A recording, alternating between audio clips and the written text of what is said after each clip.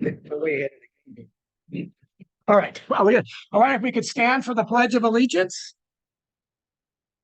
I pledge allegiance to the flag of the United States of America and to the republic for which it stands, one nation, under God, indivisible, with liberty and justice for all. Thank you. You may be seated. All right. Good morning, everyone. Welcome to the May meeting of the El Dorado County Fire Safe Council. It's hard to believe we are already in May. The year's rapidly approaching, half over. A lot going on today. We're obviously, even with the late rains, we're quickly ramping up into all the fire season activities, meetings, events. There's just a lot of other activities going on today. So I know folks are trying to do double duty and get to as many places as they can. So we completely recognize that. We've got several things on the action items on the agenda. So we want to make sure we work through all of those, but some good things coming up. So with that, first and foremost, item 4, approval of the agenda. Everyone should have received a copy for your review. Any comments, changes to the agenda for today's meeting as presented? Okay, not hearing or seeing any. All those in favor of approving today's agenda signify by saying aye. Aye. Any opposition? Okay, agenda approved as presented. Next up, item 5, minutes. The minutes from the April 17th meeting. The Fire Safe Council. Everyone on the board should have received that. Any additions, corrections to the agenda, or excuse me, to the minutes as presented? Neither hearing nor seeing none. All those in favor of approval signify by saying aye. Aye. Aye. Any opposition? All right, minutes approved as presented. Thank you. Okay, next up, new business, item 6, elections. I'll turn it over to Hugh and to Karen for an election update. Well, first of all, Karen did send out the list of folks that are up this year. You should have, those of you that are there should have gotten that. And we didn't receive any other nominations than what were on that, and nominations closed last night. So that's going to be it. And the ballot, I understand that Karen, we send in the ballot out to the board members tonight for folks to fill out and get back to her by the 6th. Our meeting is June 19th, so we would like to have them back on June 17th. Everything, then all the ballots should be back to Karen by the 17th of June. And then Karen has there's some paperwork that you need to get to Karen, so Karen can make sure you get the right stuff. Thank you. So anyone that's coming back as a board member that's up for re-election will need your board application, your board agreement, and your conflict of interest, the number 3 one. Number 3 for board members, conflict of interest. So those 3 forms we'll just need to have back to us prior to the election.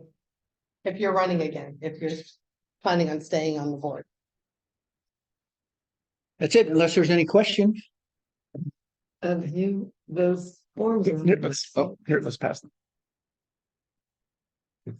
I just wanted to remind people those forms are on our website as well, so you can reach them from the forms under the.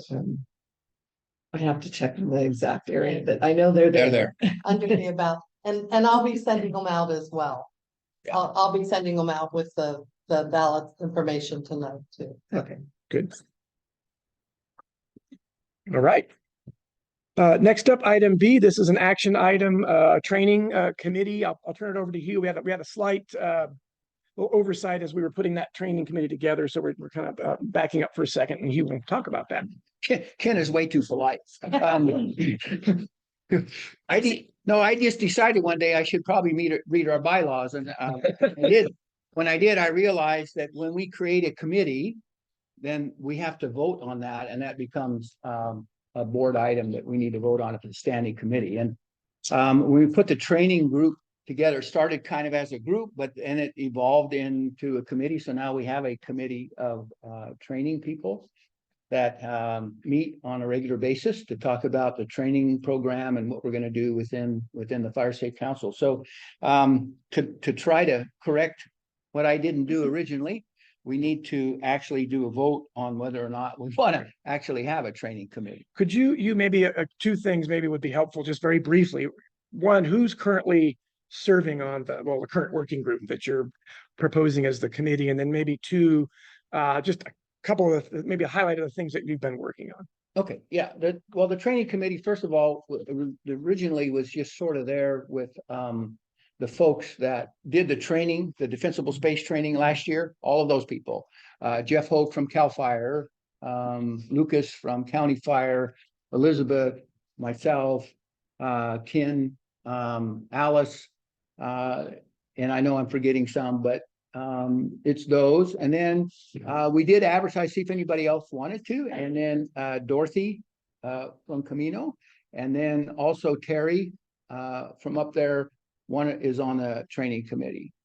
So that group, we try to meet once a month to go over what we want to do as far as, remember we talked about quarterly, wanted to do quarterly workshops. And in fact, we did one after last meeting, if you remember.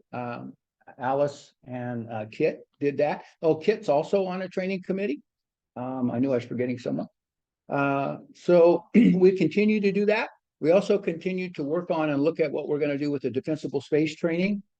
And that committee, we decided after we looked at that, as you all know, we postponed our defensible space training for a month or so ago, because we realized that there were some issues. We weren't getting a lot of response to the training. We wanted to find out what it was. So we did a survey. The survey closes today. We sent out survey to 70 people that took the class, received 33 responses answering that.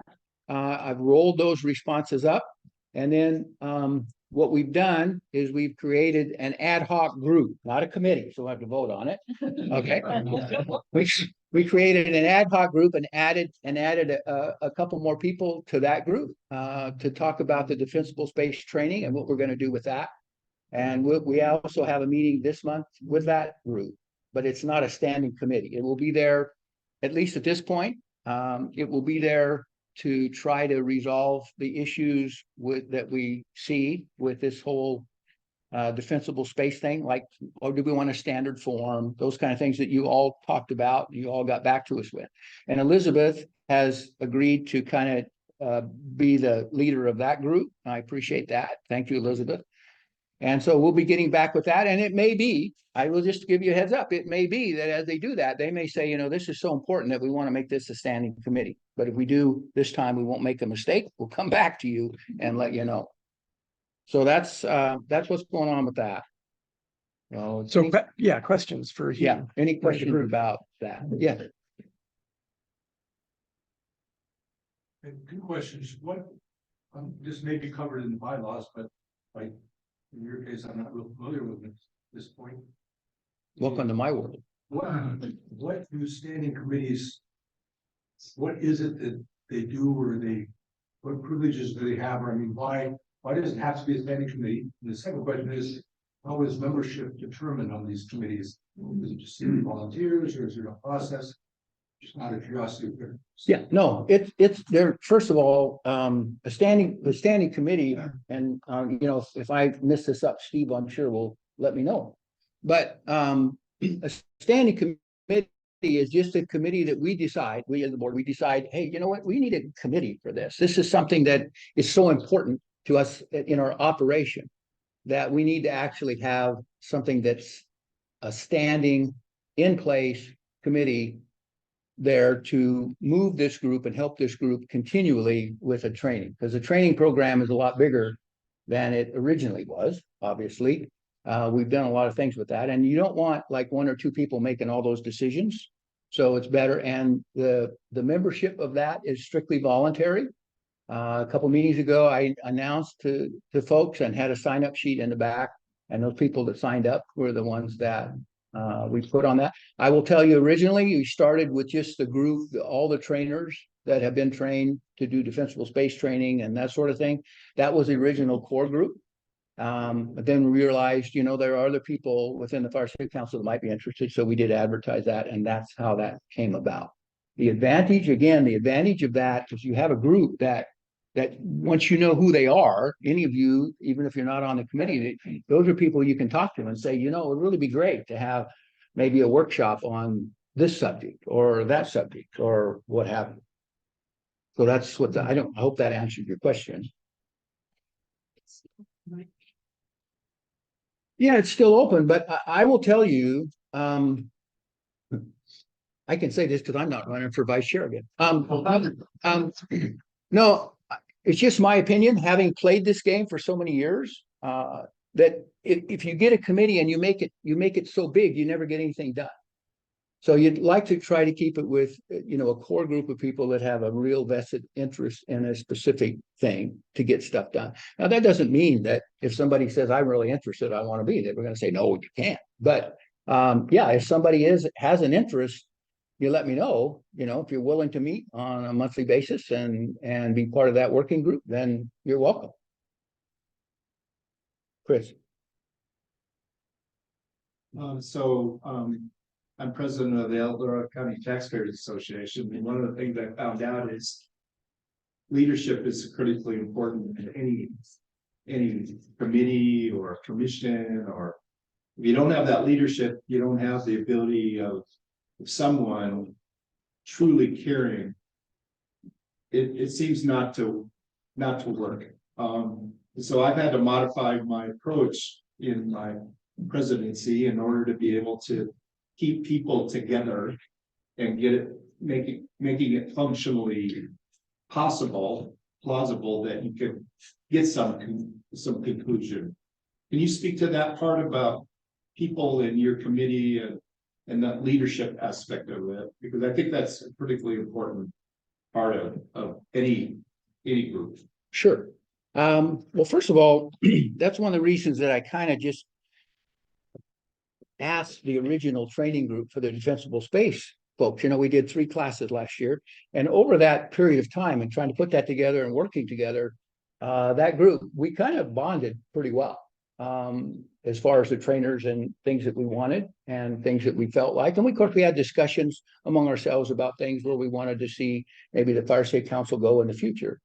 And so that group that we put together, it's a really good group to sit down with, because we all know each other pretty well and we can state our mind pretty well what we think and deal with it. Currently I've been kind of leading that group, sending out primarily all it is keeping track of everything and doing the agenda and sending out. Dorothy's part of that. Dorothy does the minutes for that group. And so it's a group that Chris is right. And every once in a while, you get a group of people that seem to work well together, that all have the same vision for where we want to see the Fire Safety Council go, maybe as far as training. And that's the group we have. And it's working really well, I think, at this point. Alice can always say, no, it's not. But I think she, Alice, and the input we get from the different folks is really good. You get different visions. I have my vision from my past based on the way things used to be, right? But that doesn't always work for the Fire Safety Council. So that, and then of course Ron Phillips is there. He does a lot of that. He does a lot of stuff with that and the defensible space stuff. And like I say, we try to keep it where I have CAL FIRE involved through Jeff Hogue. We have County Fire involved through Lucas. So, and then also Richie Galvin, that you all know. Richie comes in here from OWOPR. He's part of that group. So we have the Fire Safety Council, we have the county, we have CAL FIRE, we have County Fire. So it's that major group, all those players that would be interested in this whole training, fire safety training stuff. So that's kind of the way it's working. Thanks, you. Appreciate it. So, and I'm just listening, and I think maybe the real question for the group is, and Chris kind of, I think, hit the nail on the head. It's really about the leadership to bring these folks together and have these discussions. And whether it's a committee or a working group, I don't know that it really matters as long as that's all happening and being well led and we're getting all the right people to the table. So I guess maybe this is a two-part piece. One is, do we want to formalize this as a committee as per the bylaws, which is approved by the board of directors and does report to back out to the board of directors and takes input and all of that from the bigger and ultimately, direction from the bigger group.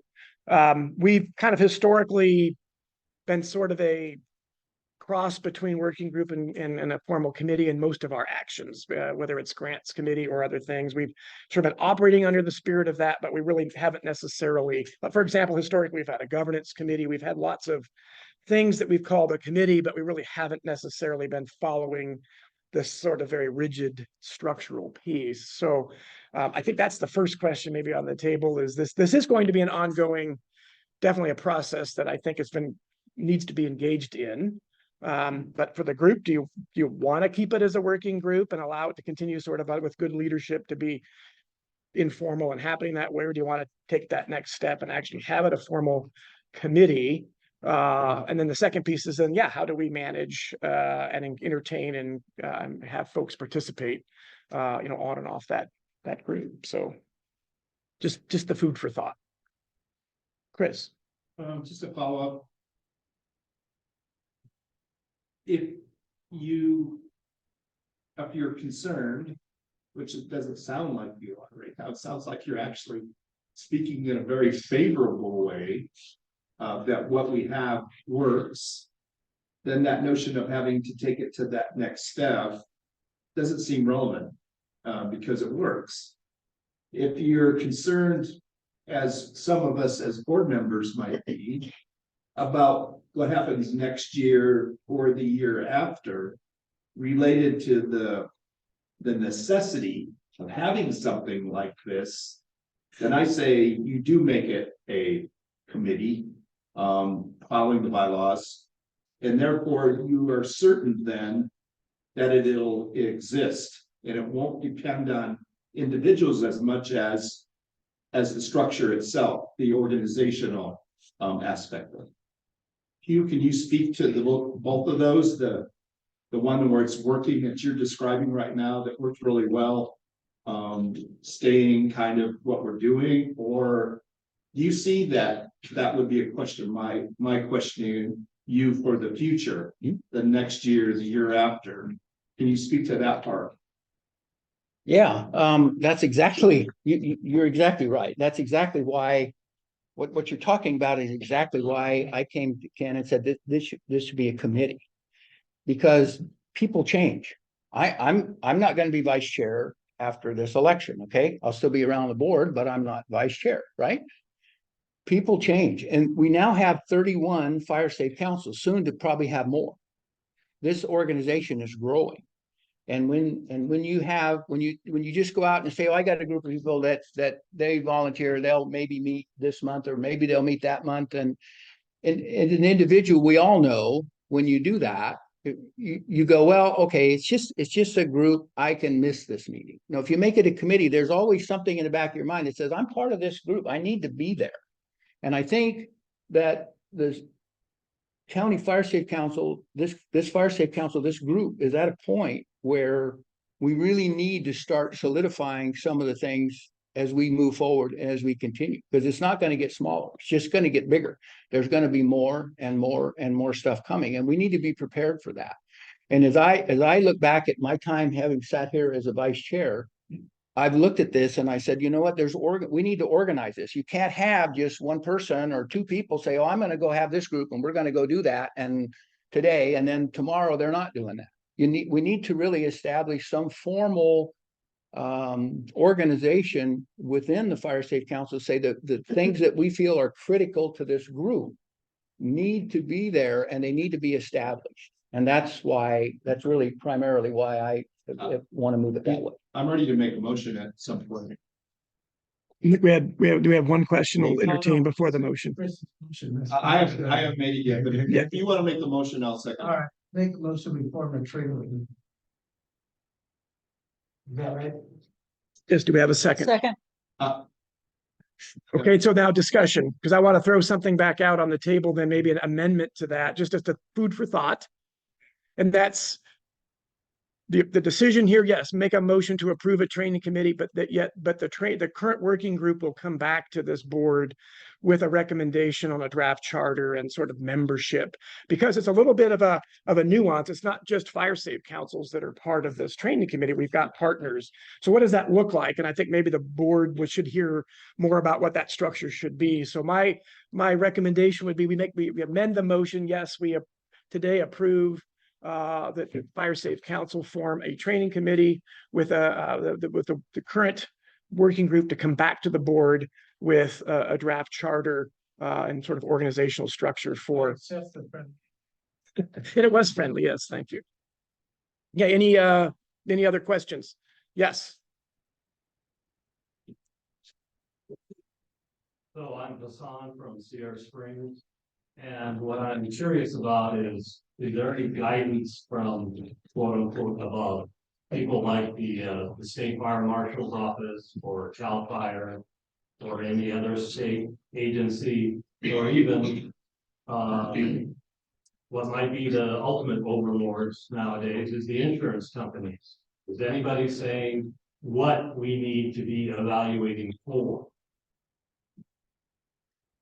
Right.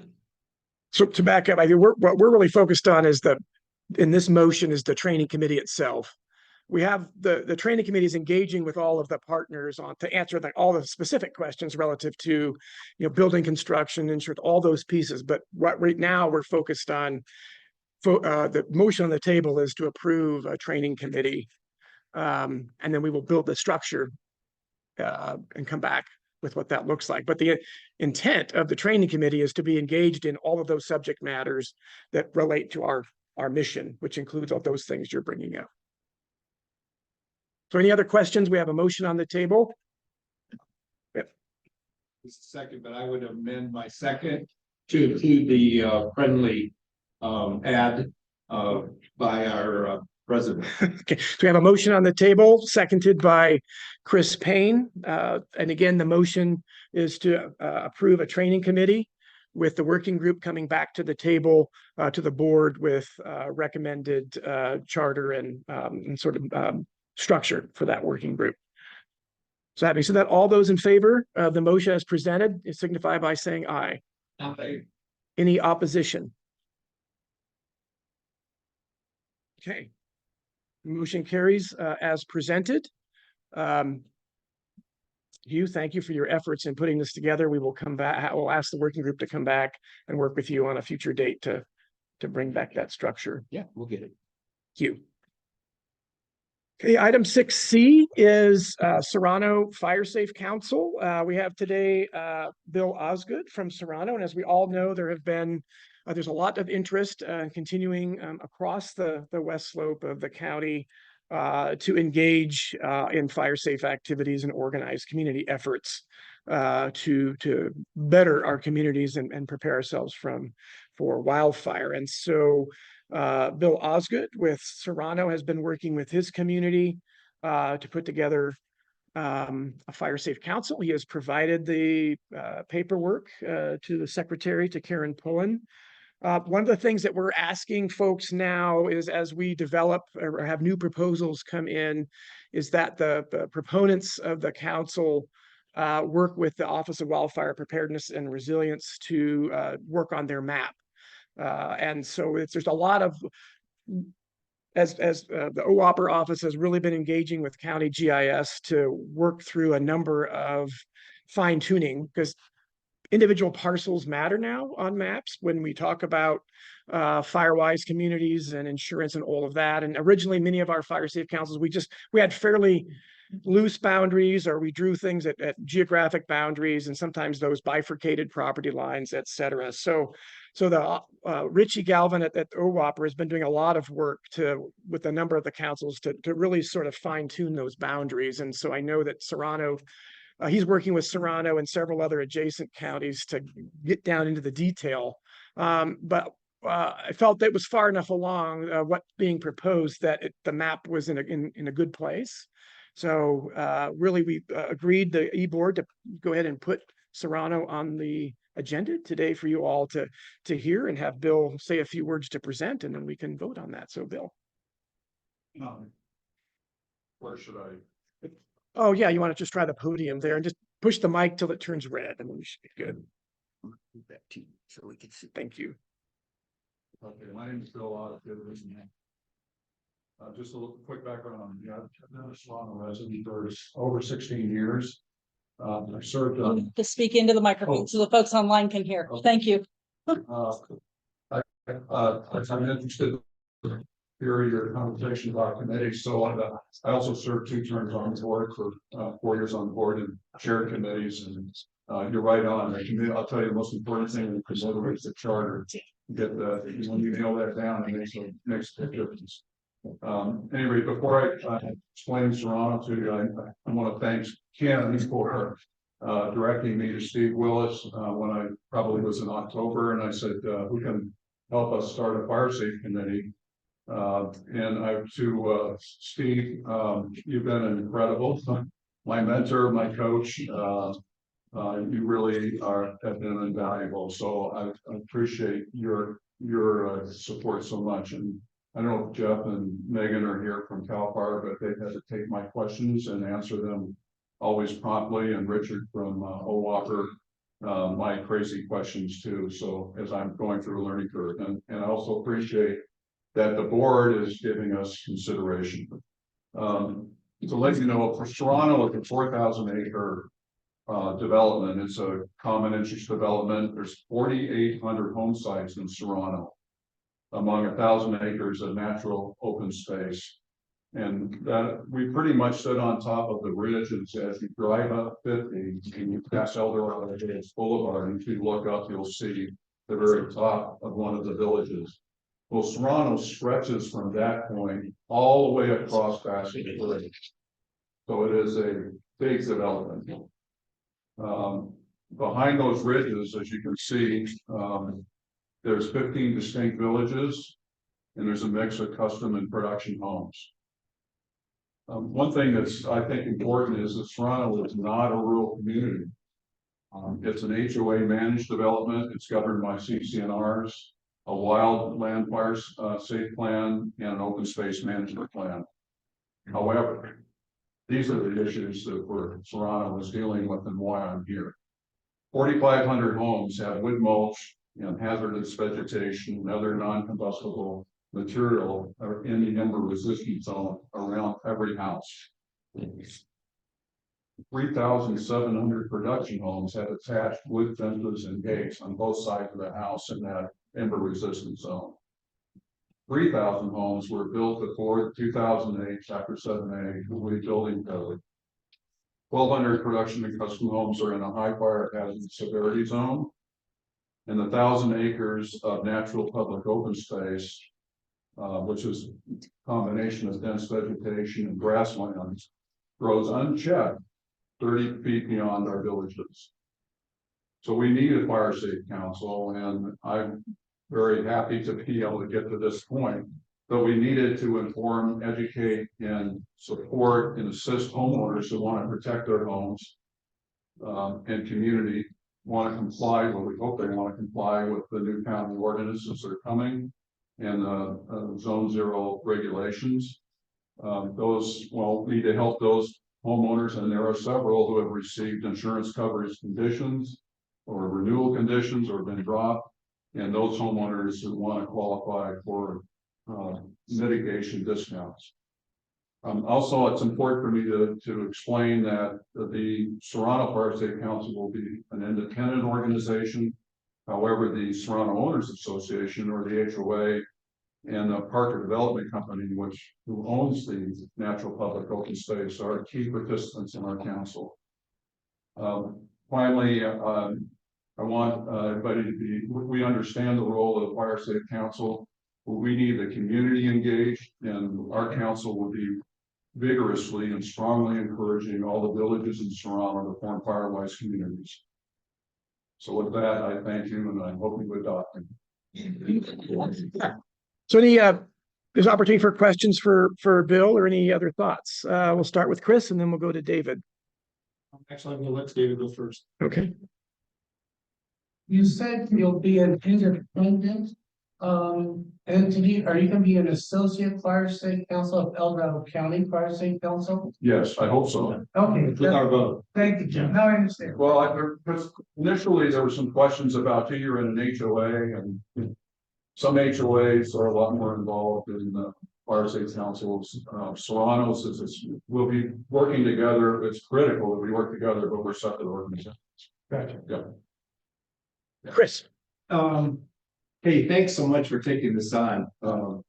As you know, I've had an interest in your area, many years. I was there when you were up in the barn, where Village Green is now today, and planning out what the future might be for Serrano. And now the future is current.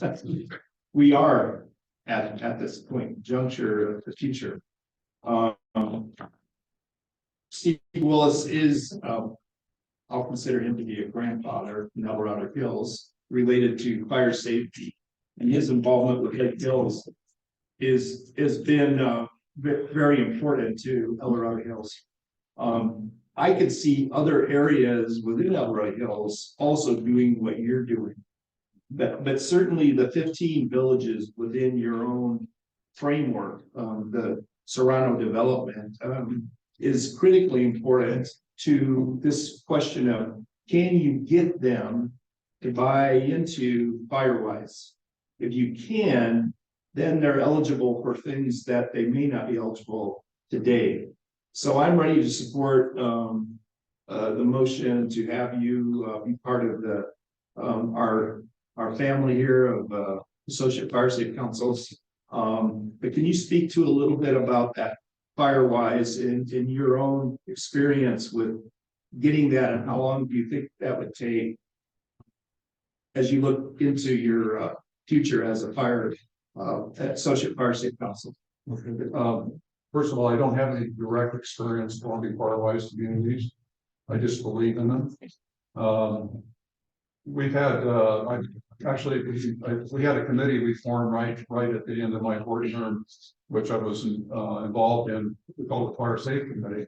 And the first thing that committee we thought about is, well, we need to pilot a fire safety council in Serrano in some village and pilot a Firewise community.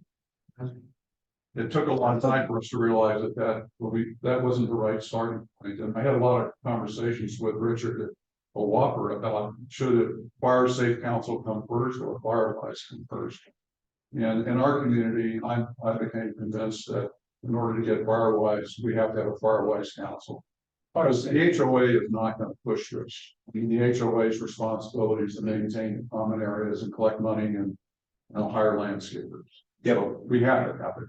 okay. I'm ready to support it when you're looking for a motion. No, I appreciate that. And I'm not seeing any other hands raised in the room or online. And I would just sort of put the final point on it by saying that I had to think of this through myself in my conversations with Bill, because you have an HOA, we have all these pieces, but I think Bill explained really well why it's different. And I think as we go forward, we're going to see lots of different flavors of fire safe councils that maybe don't look and feel like the exact maybe model that many of us have around the county. It's a different landscape, but all needing to accomplish the same set of things in their community.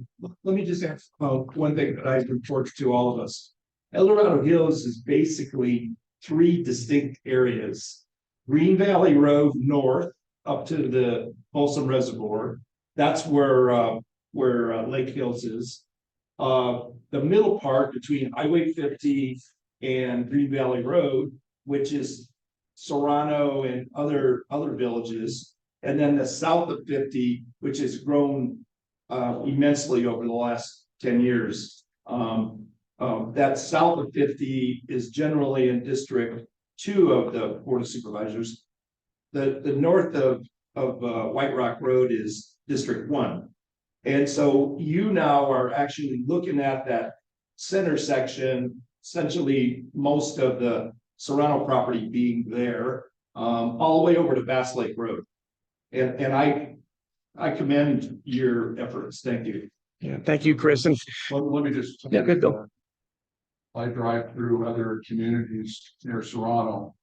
And I'm telling you that when that zone zero regulation comes out and it's, we've got to comply with it.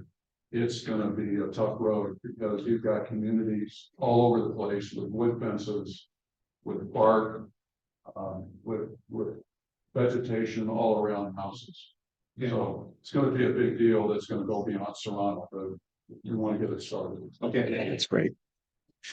Okay, seeing no other questions, we have a motion on the table to approve Serrano with the 32nd Associate Fire Safe Council. We have a second from David Zielinski. All those in favor of approving Serrano as the 32nd Associate Fire Safe Council within the umbrella of the El Dorado County Fire Safe Council signify by saying aye. Any opposition? Okay, vote approved unanimously. Thank you again, Bill, and welcome. Outstanding. Okay, old business, strategic planning or futuring task group. I know Paul isn't able to be here today, but I at least wanted to throw the opportunity out to any of the other members of that task group. If you have any comments or things to say or thoughts. Steve. So Paul is not here today and asked me to fill in, so I can do that. I think the best thing to do is probably a summary, just real quick for everybody. We are an active committee. We are working on our mission, which I broke down to, I should say the work group broke down to that our challenge is to craft recommendations to meet future organizational and staffing needs of El Dorado County Fire Safe Council. So that's what our task is. We are trying to solve an issue and a problem. It's a really good problem, which is the exceptional growth of Fire Safe Councils, all of you, grant funded projects, increasing stakeholder and organizational allies that we are dealing with as well. And what we're searching for is that we are very possibly going to exceed the capacity of our current status, much of what's been already discussed a little bit. So we've taken that on as a challenge. We have met 4 times so far. We will continue to meet until we are comfortable bringing forth some recommendations. The things that we are looking at in all of this are current positions, job descriptions, and workloads. We are reviewing our own bylaws, past and current structures. We're reviewing and reaching out to other fire safe councils for structure, staffing, and funding examples to take a look at. There are many around the state. And we're reviewing the current and planned structure of a Whopper so that we can evaluate how exactly to collaborate and partner to produce an efficient and sustainable future for El Dorado County in the area of wildfire safety. So actually turning into a pretty big chore, but we are taking that on. And like I say, nothing to report today. We do have some good information coming in, needs to be sorted through, and then we will work with recommendations. So it is a work in progress, and we'll keep at it, and we'll keep everybody informed. That's all. Thank you, Steve. And I very much appreciate Steve and Paul and the group that's engaged in that, because it is, as Steve said, there's a lot to unpack there as we grow and things and face the challenges we are. So thank you. So 7B, Community Wildfire Protection Plan. So as folks know, Tamara is the standing member of the Fire Safe Council on the Community Wildfire Protection Plan Steering Committee. Tamara is homesick today. So she wasn't able to be here to give an update. She's going to be, you can count on this, she'll be providing a standing update and engagement with us at every meeting. Also, we have Tom Meyer here from OWAPR, who will be obviously a fixture as part of this throughout the process. So I guess what I would say is that Tom's hosting, he's offered to host information sessions, workshops, information exchange, very informal, but encourage folks to attend following our meetings at 1 o'clock, pretty much every month, from here on out.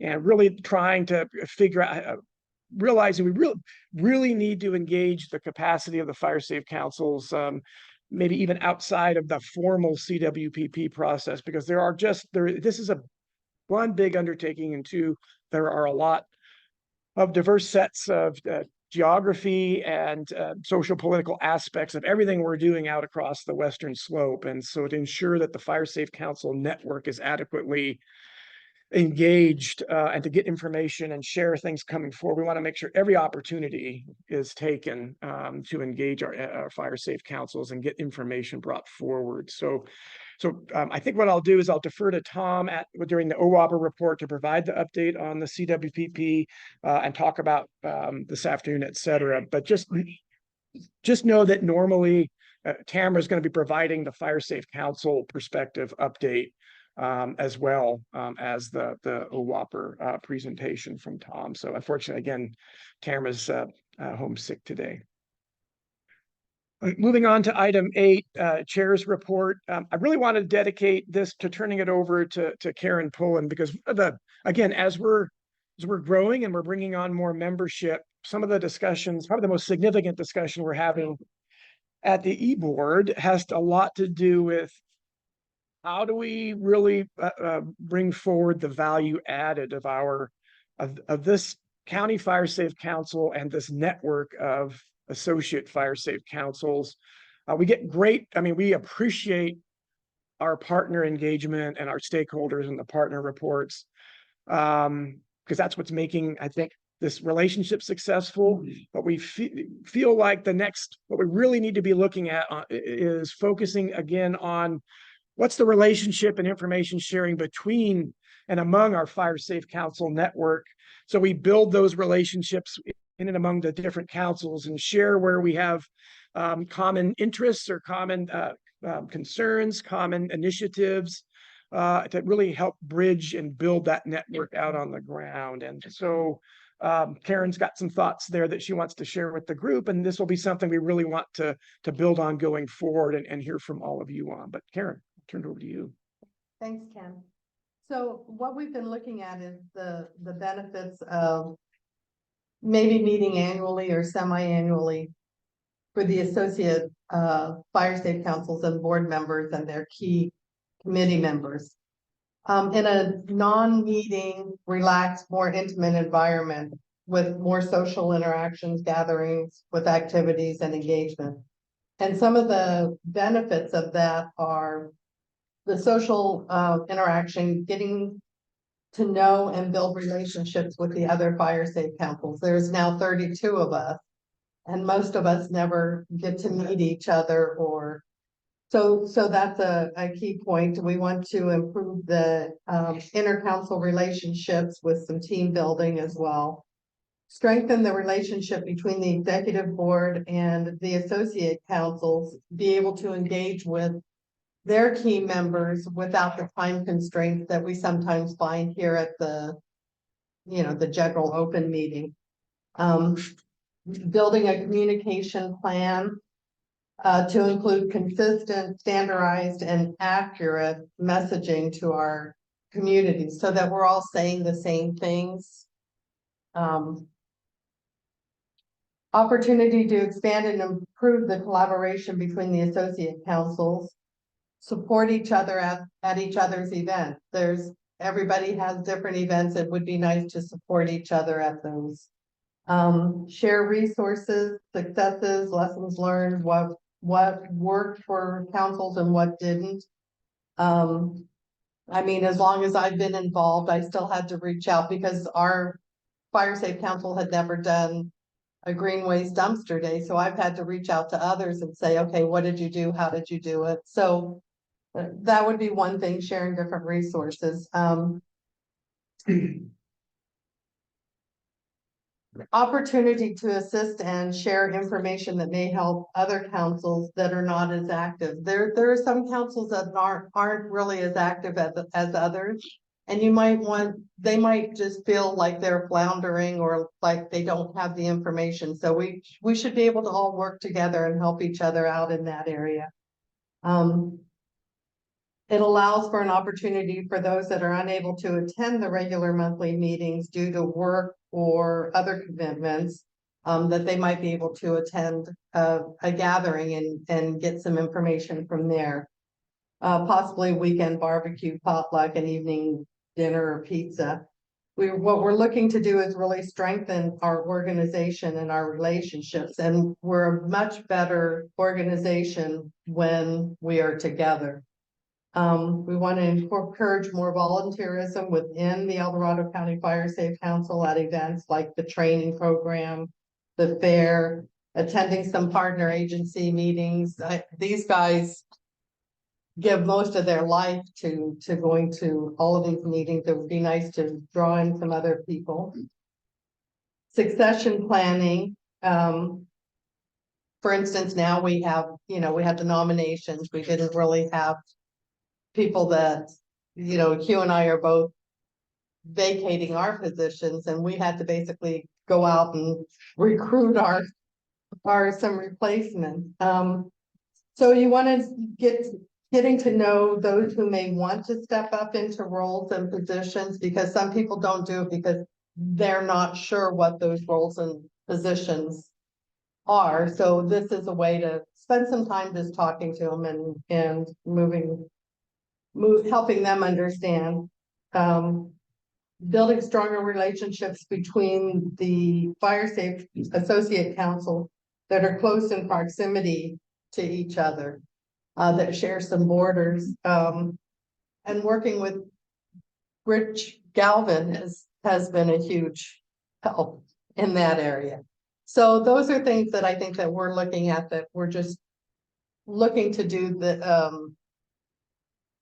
this gathering. Those are some of the bullet points that we would like to hit. And So really, this was just more of a food for thought item. Weren't really looking for any action. I mean, if folks have thoughts on it, happy to chat, but really think that we could really work on our internal to our organization and how do we help each other. And we're so open to ideas and thoughts. And again, maybe offline, reach out to Karen or others. What kinds of things, do folks think what we could do to help strengthen that and sort of get ourselves back out into that grassroots relationship between the councils. So again, just put it out there, sort of to seed some thought for ongoing discussion. Yeah. Discussion about it, but together we can accomplish a lot more. And I think that's one of the goals with it. Thank you, Karen. Appreciate that. So with that, then I'm going to turn it over to Hugh for Vice Chair's report. Just. Oh, yes. Today we had 3 items on new business. Does this make its way to new business at some point in time? Is that the way you see it? Because I think we ought to spend at least 10 minutes or 15 minutes on this topic, because I think there is some relevancy that we need to kind of talk about as a board. And I'm just saying that not because I'm demanding it or anything, but it's just I want to be able to spend appropriate time. Karen did an excellent job in representing the topic. I just want to give her some official feedback on a more collective basis. 100% agree, Chris. And we added it to the agenda a bit after we got it done, but I thought this was a good opportunity to at least seed the thought so we can, yes, we'll put it under new business for the next meeting. And now so folks now have a chance to kind of think about what you want to say. Thank you. Okay, Hugh. I don't have much other than I just continue to, there are 7 groups, just so you know, there are 7 groups that I meet with monthly, representing the Fire Safe Council. I continue to do that and have done that this month, and also working on some of the other things we talked about earlier. That's really kind of all I have to say for the vice chair at this time. Karen, anything additional from a secretary's report perspective? No, just what we already covered with the ballot and Great, thank you. renewal forms. I know that Janet has something to say, so treasurer's report. Nothing to record. Yeah. Okay, all eyes. So lots going on in the treasurer's world this month. I'm happy to report that we received our outstanding funding from the California Fire Safe Council for the past expenditures that we had. $66,000 in past expenditures for the Principal Space program. In addition, we have a small, moderate amount advance from the California Fire Safe Council to kind of clean up the group that has been on hold for us. So we have $125,000 in an advance from them, and we are working to estimate when we probably will liquidate that to get a future advance from them to continue to clean up those people that are currently in the queue. We also were able to get our past amount of payments due for the hazard tree program from CAL FIRE. So MGB is currently fully paid to date, which is good news. We also received an advance from CAL FIRE for the hazard tree program in the amount of $225,000 to kind of keep up with their expenditures. They are starting to get engaged, and so I anticipate that's probably not going to last the full quarter, and I will be working with CAL FIRE on the next step for that. I also received an advance from CAL FIRE on our chipping program because we're getting so active. We as a council are not able to kind of front the money for some of these larger programs. So I'm working now on managing advances for some of our CAL FIRE grants. So I did get an advance for that.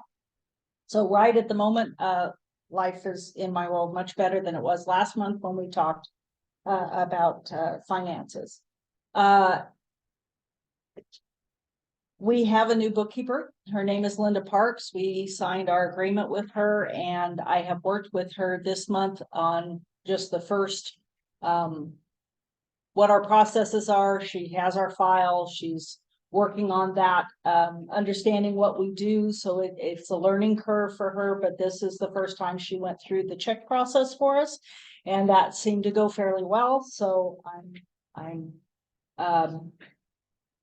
extremely hopeful that that helps with the workload that I've been facing, but she's really good to work with, and with the board's approval, I think I'll invite her next month so everybody can see her. We still anticipate and intend to work with Pat Turner's office, who was our previous accountant, to do our taxes. And so that I like the idea of having a separation of duties. There's people looking at stuff. So Pat Turner's office will continue to do that. I owe all of you the 24-25 anticipated budget, and we'll be working on that to get it to eBoard the beginning of June and introduce it to all of you at our June meeting. And with that, I'm open to questions. Chris first. Go ahead. No, Chris, go ahead. Oh, okay. Thanks. For those of you that don't know, this sheet is remarkable. The fact that we now have grants awarded of almost $14 million, 14 million going through this organization, and you ladies deserve a round of applause for this.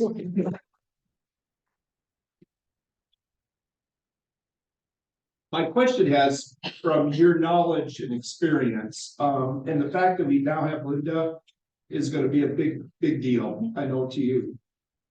How big can we get, or is that part of our general discussion? Because it seems like 14 million is that number that I never thought we'd ever, as an organization, reach. So can you just take 30 seconds or so? And yeah, so no, it's a really good question, Chris, and I echo the comments. Janet and the team have been just doing, I mean, the addition of Tamara to the grants piece, and how we've evolved with Jessica and Carrie managing the office and the 3 assistance programs, all of that really was driving, and Steve hit the nail on the head. We've got these they're a good challenge, but we've got these challenges we're facing with this growth. And last year, the $14 million in grants and this program management sort of had us taking a step back and pausing for a little bit to think about just what you said. How do we do this going forward? I think we've been able to spend the last year organizing this a bit better based on what we see now. We're really relying on the Futuring group to help us understand a path forward. I think there's a huge opportunity for this Fire Safe Council, our associate councils, and our partnership with our partners, with the Forest Service, BLM, OWOPR, CAL FIRE, and others, SMUD, PG&E, to continue to have grant opportunities and programs. And I think if we set ourselves up with the right foundation, this is only going to continue to grow and go forward. And we want to be prepared so that how do we manage? We've actually got staff now, albeit they're through either contract or temp help agency support, but they're our staff, they're our program people. Going forward, well, how do we keep managing that? We've really sort of paced the ability for a true board of directors or executive board to be able to involved in the day-to-day business of managing invoices and all of that. So I think that's what we're really trying to look at going forward is, yes, continuing to increase our capacity. We'll hear from later about grants, and we're really excited to be continuing to work with CAL FIRE and others because we're putting forward good grant proposals. And our ability to support, Tamara talked about, I think it's 12 or 14 associate councils. We put in a grant together with the State Fire Safe Council. That's the model really going forward. How do we help each other? But that all requires, of course, capacity to manage, but a much more efficient way to look at this without losing this ability to support each individual council. But those are the kinds of grants of the future. Those are the opportunities that the agencies and partners see. So I see us really growing in that space. And what we hear, though, from our Futuring group, how we can position ourselves to do that is important. I think that one aspect, and all of us need to understand, as long as the grantors, people who are granting us, believe in us, believe in our capacity to be able to perform, as long as they do, we could continue to grow this 14 million to, I don't know, 50 million. But there is a point where it seems like, you reach the limit of the capacity. But maybe there isn't. From what you're saying, Ken, maybe we can continue to grow this and with the team that we got now, great news. So thank you. Good. Well, and Chris, I think that there's two things to look at. One is our capacity as a council, and the second is the capacity of the vendors that we have on contract. So as long as we have people who are we're not doing this. Yeah. I mean, we aren't out there cutting trees doing this. So as long as we have willing vendors who are willing to make our vision happen, I think that's the focus. Yeah. Alice. At last week's SOFAR meeting, a number of fire service councils went to, it came up that California's funding in general is about to be really strong. And so does that affect anything that we're doing now? Well, again, that's why we have been nothing that we're currently funding is based on future additional grants. Currently, we're making very clear we're living within our means. This is something that Steve and the original executive board was very diligent about, looking ahead at least 3 years. What is the income we hope to anticipate from existing grants that we have on the books, not potential future grants? And so we're very careful to run projections, and Janet does this all the time. We're looking at, okay, we want to make sure that the positions we're funding, we can continue to fund those with the existing programs. Any growth that we propose or do obviously has to all be couched upon where do we anticipate going down the road. And you're right, the future funding world it's very fickle. We know that, and I don't think that the wildfire space is ever going to go away. I think we've come way too far in the challenges and things that we're facing that the funding stream is going to go away. I think it will ebb and flow, and I think we have to be conservative and responsive to all of that over time.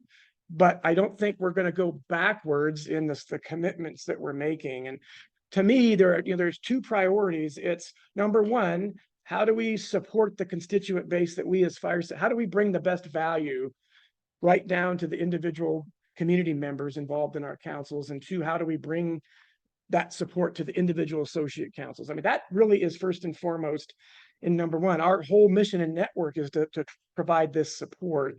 What's different is we're really finding ourselves right at the table in these bigger initiatives. And so we're being asked to be part of that. We're being asked to lead lots of that. And so we want to make sure that we are staying engaged, so that we do identify where the pots of money are, that we do help identify and shape where those things should go based on what our network of folks and communities need. And if I can, if I can add one more piece that I didn't mention is that we received $140,000 in Title III funding from El Dorado County. This is basically last year's money. There's another pot that will come sometime later this year, but that money is also used to support our associate councils through their annual $200. And we have this year, everybody has their $2,500 in Green Waste Day, and I'm sure that's something we'll be considering going in the future. We also use that to kind of help us in tough times. So we do, Alice, have plenty of fiscal sponsor fee. I think it was the last one we were in the meeting before that we talked about how much we have in fiscal sponsor fee coming in the future. It's not all here today, but we have enough to support this organization for the next 6-7 years.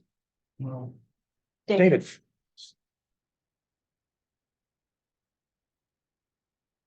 so Janet, with the cash, not grants, cash, actually showing up, are all of our programs green lighted now? We can do senior and veteran defensible space and we're all set to go? Yeah, so I'm glad you brought it up, and we were going to cover it under Jessica's report, but I'll just go ahead and that's okay. It's important. We're talking fiscal pieces, and then we'll get into more detail when Jessica reports about specifics. But this has been a bit of a roller coaster because our programs are so successful. And Janet talked about number one, the cash flow challenge. We're spending our invoices. We're spending a lot paying out contractors when you're talking over $100,000 a month. This month we spent we issued checks for $328,000. So we're a business. And the challenge is it's literally a cash flow thing where we're having to, wait. And as Janet said, we're learning about doing a better job of cash advances on the grants. What hurt us in the Defensible Space program, one, it's super successful, but two, I'll be honest, we were advised formally by the State Fire Safe Council in September that our grant for $500,000 for DSpace was approved. And at the time we were told, yes, you can start expending money. So we started coding invoices against the State Fire Safe Council grant. And then we were quickly told, well, wait a minute, there's a budget issue between the State Fire Safe Council and CAL FIRE. So they shut off basically any further expenditures against the grant. We were literally not green lighted to spend against the grant that was approved in September until last month. And so we basically had to put the brakes on the program because we had expended all the other funding sources available to us in the Defensible Space program. But we were continuing to be sort of led along that any day now, the grant you've already been approved for, you can start spending money against. Unfortunately, the grant expires at the end of the year. So for every month that goes by, so it's a structural issue that agreeably has us a bit frustrated with the State Fire Safe Council for how it was administered. But as of now, Janet's been able to pay out all the money to the contractors that had done that initial work. And then we had an advance that's now allowing us to start chipping into the backlog of applicants that were sitting in the program. And so Jessica's starting to assign out those jobs using this advance of $125,000. Our request to the State Fire Safe Council literally yesterday was, we will take the biggest advance as fast as you can give it to us to finish out the rest of the $500,000 grant, because here are the number of jobs and the value of those jobs that are ready to go. And so this has been the challenge. This is a very successful program that folks are engaged in and just trying to keep up with the demand. And we're hopeful. We have a grant, 100, basically just short of a $1 million grant into CAL FIRE this year for the Defensible Space Program that will not only, if approved, help fund obviously the key parts of this program, but also provide building out a GIS database tracking sort of network for that so that we can more automate the process and keep track of who we're working with and where across the county. So again, fingers are crossed. We're hopeful that, and then we're always looking at other opportunities to keep that going. Our chipping program continues to operate, is going right along, funded, and Hazard Tree, again, lots of bumps because it's a brand new program, working with a private contractor, not the RCD, to manage it. So we learned a lot in the process. Cash flow was a big piece. We learned, again, that a private company doesn't absorb cash flow as well as the RCD was able to do that as the project manager. So again, we've learned some lessons there as we go forward. But again, we have another grant in the hopper, and I think it's fair, Patrick, for me to say, because of the support we're getting from CAL FIRE, Patrick suggested that we reconfigure our Hazard Tree grant. So it's now sitting. We have a $1 million request back into CAL FIRE. We upgraded our grant, or re-upgraded it, if you will, so we can fund the Hazard Tree program to its full extent, if approved again by CAL FIRE. So again, a lot going on to really bolster significant money into those two programs. Chipping is already well funded, and we'll continue to look at future programs to fund that. So it's a long-winded way of saying we're in a little bumpy area because our programs are so well utilized, and we're just trying to get the funding stream and the process to catch up with making that happen. So anyway, that's my story. So what are you looking for? So here's where you can promote the Hazard Tree and the chipping program, the Defensible Space Program. We're kind of doing, I guess, what I could say is a soft opening. We're taking applications. We're just not pushing it. But when people ask, we're saying, yes, you should apply, but it could be 2 to 3 months. We hope it isn't that ultimately. Again, our fingers are crossed that we'll have other opportunities, but we have some money now to try to clean up the backlog. We don't want to discourage people from engaging in the program.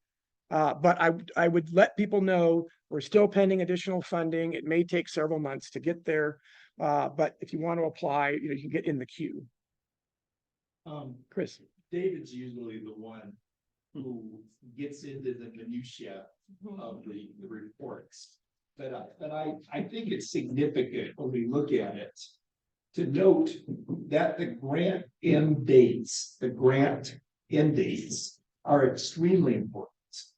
And I know here that we're still carrying grant end dates under Title III of 2023, meaning that was actually the grant end date, but there's still money there that you're carrying on your report. Yes. The second part of it is, just as Ken has said, I know under Defensible Space that those grants, California Safe Council, California Fire Safe Council, Senior Low Income Disabled, and the SMUD Senior Veterans, they have a date of the end of the year, December 31st, 2024, which makes me then concerned, as you probably are, how quickly can we turn that into actual work? And she's going to talk about that in her report, I believe. Yes, and Janet can tell you how we're managing that remaining funds. Yeah, That's so it for me. the Title III money, fortunately, we have a good relationship with the county, and Tom, he is aware that we did not spend all of it in a timely manner and is working with us as we move forward. Excellent. I still need to report into them on those, and will continue to report, but they are not asking for the money back. Thank you, Tom. So we have that. What we did do, and we talked with Tom about it, is we spent out most of our older money. We still had a little bit. We had at one point somewhere in the neighborhood of $90,000 in Title three from 2014 and 2016, and we committed to clearing that balance, and we're down to just a small amount left there. With regard to the 500,000 and the SMUD money. So right now we have an advance from the Fire Safe Council in the neighborhood of $125,000. We have projects outstanding. We have people in the queue in the amount of $198,000. So if Jessica when she opens that up, I could have that all spent by the advance and the SMUD money. I could have that spent by the end of June. Thank you. So I think that those two are not a problem to look at. Excellent, thank you.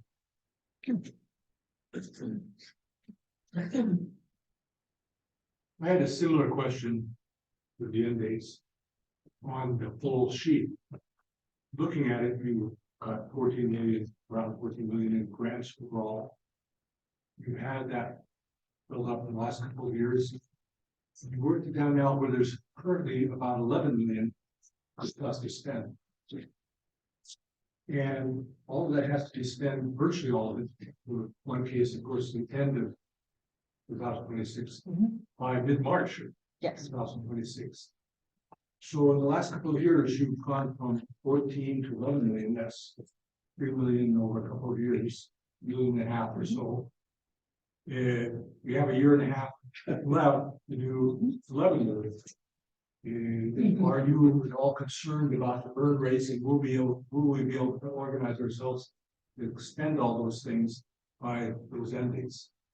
So the bulk of the items in that top fuels treatment section of the report, all of the Stevens Authority, the South County grant, with the exception of the hazard tree, all of those are managed by the Resource Conservation District, Mark Egbert and his group.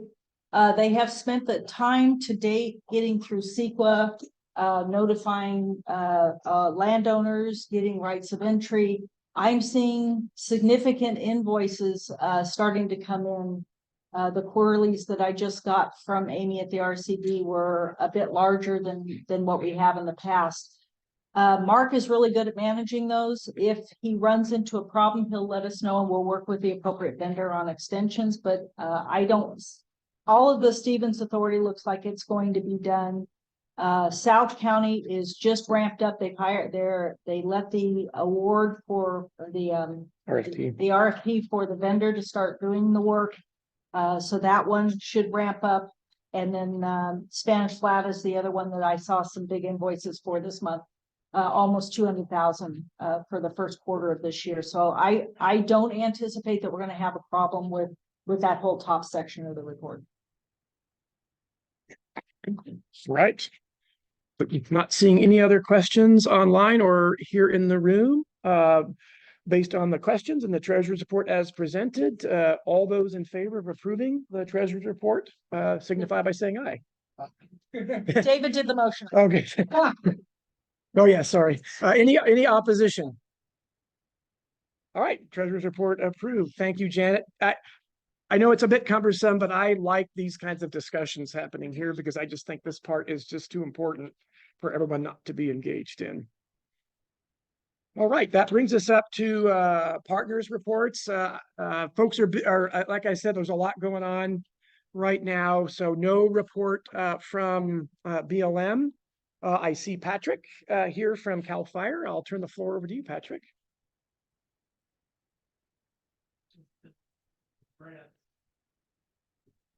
Anybody who's worked with the state, constantly changing direction.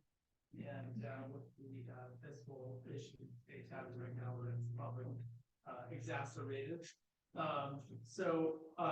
The wildfire prevention grants, yes, we were told that, initially we had a certain amount in the unit that we would be able to work with. And then more recently we were told that just after reviewing all the grants for the region, we were going to have more to work with, and so we asked you to increase those amounts.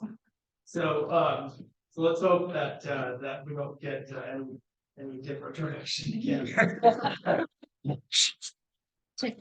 One thing, so the wildfire prevention grants will be announced in late summer or early fall. That's the what's on schedule right now.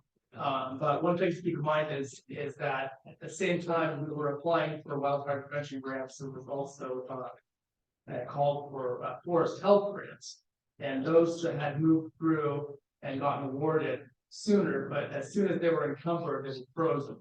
So, you know, that can happen, you know, just be aware of that, but, let's try and get those grants, encumbered. I know you all have worked, to make those changes we asked for. And, that process is closed now. And, so it was just let it play out and find out what happened. Let's just hope, that the unit's priorities, for programs, which include several here in El Dorado County, are awarded in late summer, early fall. Well, I just want to thank Patrick. He has gone above and beyond working with all of us to try for us to be set up for success. A lot of time on the phone, a lot of email back and forth on these, particularly these two grants that he's referring to. So it wasn't just you're on your own. He's been super engaged to try to make these successful. So Patrick, thank you. Okay, next up, Office of Wildfire Preparedness and Resilience, Tom. Good morning, everyone. So just a quick update on the CWPP project, and then we'll dive into more of a, like Ken said, informal discussion later on this afternoon. We had our project kickoff meeting on April 25th, and our next scheduled meeting is tomorrow afternoon, and we're doing those on a monthly basis for the remainder of the project. Really discuss overall project planning, involvement and engagement from stakeholders and the fire safe councils, public workshops, surveys, and the consultants' development of a CWPP website to track status and share information. They're going to be working on reviewing all of our planning and policy documents in the coming weeks, and then scheduled to come out in the last week of June to do a 3-day site visit for our county its risk and hazard areas. Weber Creek project. We're in the final stages right now of getting our environmental review contract approved, and anticipate that being signed early June, and then have a kickoff meeting with that consultant, and then they'll kick off that review work and hopefully have that wrapped up late 2024. In the meantime, we've been working internally on developing some of the underlying documents, such as right of entry agreements, the tri-party agreement, and contractor bid packages, so that we can hit the ground running with all of that once the environmental review portion is completed. We also gave a brief presentation to the Placerville Fire Safe Council on May 2nd, just as a project update and status. So happy about that. Staffing update for our office. As I think you're all aware, we added several new positions last month and have been working to fill those. We have an offer out, and it was accepted to the fire safe coordinator position. So that position will be working closely with this group and then the associate fire safe councils. So really excited to have that position within our office, and looking forward to seeing how that pans out, and really steps up the engagement on our end. We're also working to fill 2 defensible space inspectors and have interviews scheduled for next week. And then there's a posting out right now that closes next week for a senior administrative analyst, and that one will be serving as the project lead for the Weber Creek project. Defensible space ordinance.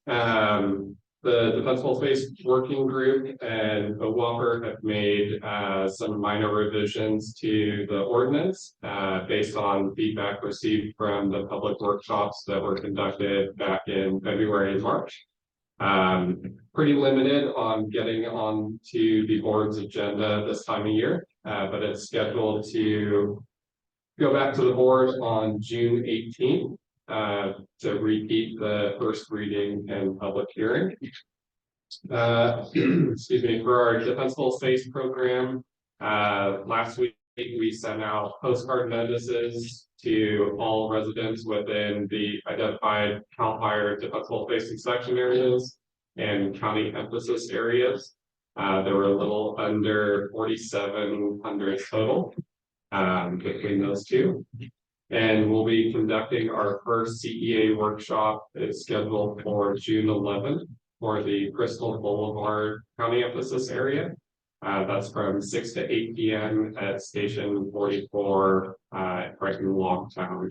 The remainder of the workshops, we're just trying to wrap up and finalize meeting dates and locations, but all of that information will be posted on our website. And then as those come up, I'll be sure to bring this information back here to share. Got a couple of grant updates. We received approval for the California Fire Safe Council Coordinator grant, scheduled to go to our Board of Supervisors next week to formally accept it. But that'll be the grant that funds that Fire Safe Coordinator position in our office through the end of this year.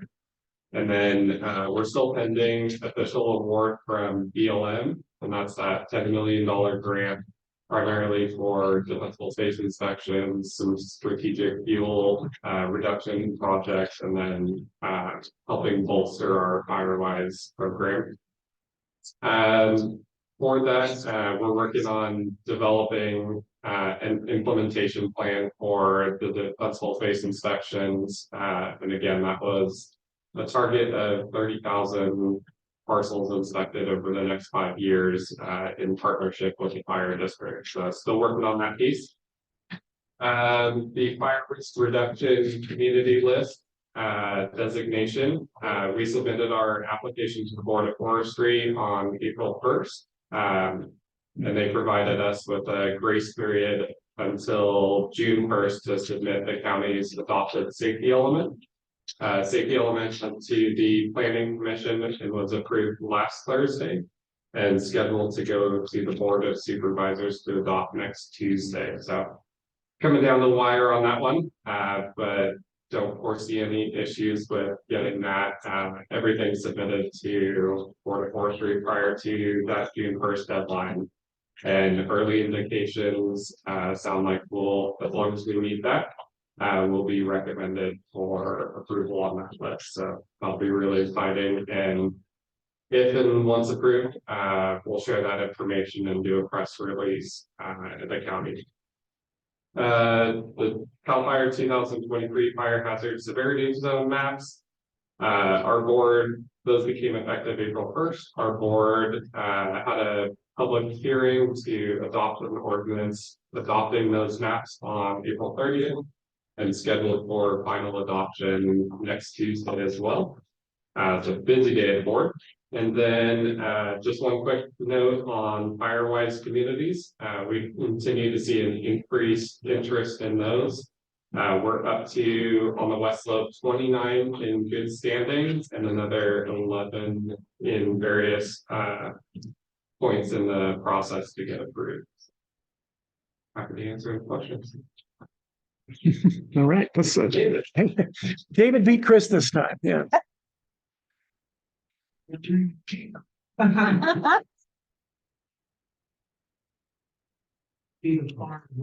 Coordinator, or about two different? So Richie will continue to be the FireWise coordinator. He's the regional coordinator for West Slope. The fire safe coordinator will work closely with him. But will really be that link between our office and all of the fire safe councils. Tom, related to the hazardous vegetation and defensible space ordinance, if we have a board of supervisors date of June 18th, you back it up to when that will be available for the public to see, in terms of getting it on that June 18th agenda. Great, so the agenda for those board meetings post the Wednesday prior to the board meeting. Now, do you see it coming out earlier than that to the public before that final Legistar date? We can look at posting the red line version on our website to include the changes that have been made since the December meeting. Yeah. But otherwise it would be available with the board's agenda. I'm relating it to what I gave you formally from the Taxpayers Association, that letter. Hadn't received anything back saying, you know, we love to have, that we loved your comments or anything along the line of that social relationship with the community. I don't anticipate anything like that from you, but I just wanted to know how soon I could see, our group could see the final draft, which you just explained. You could probably put that on your website. Yeah, we can put that on our website. Public comment, such as letters of support or in opposition, are typically attached to the board item and available in Legistar. We've received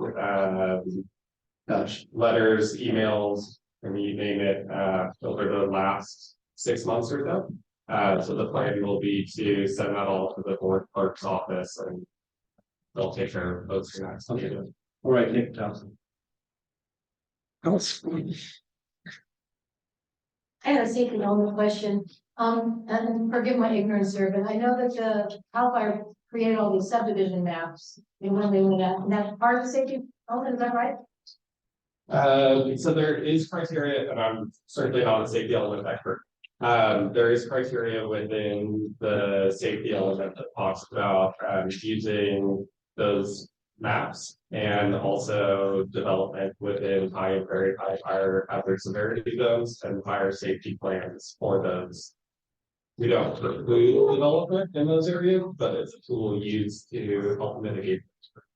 I guess my question is, with the safety element coming to its, final stage, if we have concerns about where the subdivisions were created by CAL FIRE, is there still a way to engage with that? Was that change? So any substantial changes to any wildfire related sections in the safety element would require that it go back to the Board of Forestry for review, and we would not have time to meet the fire risk reduction deadline. any other questions for Tom? Right, thank you, Tom. All right, we do not have a presentation from the Fire Chiefs Association nor the fire prevention officers. But jumping down to the El Dorado National Forest, I see Ryan Wagner. Ryan, welcome. And any thoughts for the group? And we should get him a microphone. Thank you. Push it, just hold and push it for a second. There you go.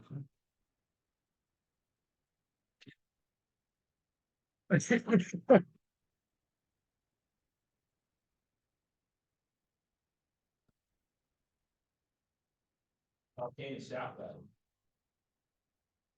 Coming up on the 30-year anniversary of a title fire that took pretty much 9 Prineville hot shots, 3 smoke jumpers, and 1 attack coach fired. So proud that he's on his way to go revisit that and continue to keep the memory of the past alive. For us locally, you guys might have seen some smoke in the air yesterday along Highway 50. That was part of our Lower Cleveland prescribed fire. So understory prescribed fire management into that plantation for the Cleveland Fire 92. And next week we will be onboarding our temporary workforce. And so we are getting fully ramped up. We have all 10 of our engines will be staffed this year. And our workforce is actually for the El Dorado, we're sitting pretty good as far as Region 5 Forest Service. We're about 80% permanently staffed now. And year to date so far for this burn season, I think we're about 4,300 acres in tree for stratified. Some data out for us in a report. Awesome. Thank you, Ryan. Great questions for Ryan. Appreciate you being here. And Ryan is also sitting on the steering committee for the CWPP update. So the no report from the RCD. They're currently hosting sort of the equipment, logging equipment demonstration right here in Placerville. So he and his team are over there. And for folks after this, if you aren't attending the CWPP update, they apparently have hot dogs and lots of different pieces of logging equipment that they're or just vegetation treatment equipment, the whole gamut that they're using for our projects and others. So welcome to see that. And where's that particular one? Okay. Yeah, thank you, David. To make it simple. Thank you, because I would not have made it simple. Eric Brown reached out. He is out of the country, so he was not able to be in today, but he will next month. PG&E. So I want to just hit up. So Mike Webb is not here today, but this is sort of an answer to a question Elizabeth raised, which is very legitimate. Is what is PG&E doing? Right? We all have our challenges and frustrations, right? And I don't like to put it on Mike Webb because Mike has been carrying the torch for PG&E for a long time, but he's the operational liaison, public safety liaison with the fire agencies and others, not dealing with vegetation management. You know, he's the liaison for emergencies and that whole side of things. But Mike has taken it on himself because he believes in this to be really working with the administration at PG&E to have them engage. And he's sharing the frustrations we all have. He's sharing all of that. And I can tell you that both Tom and I and Mike have met with some of the strategic planning leadership at PG&E because they are starting to look at, are there opportunities to engage in projects or in areas where folks are engaged on the ground, and we could really do some good proof of concept work. And Elizabeth raised some of the same questions we all have. You know, we're seeing all this material left on the ground. They're not following up. There's a lot of pieces out there. There's a lot of communications challenges.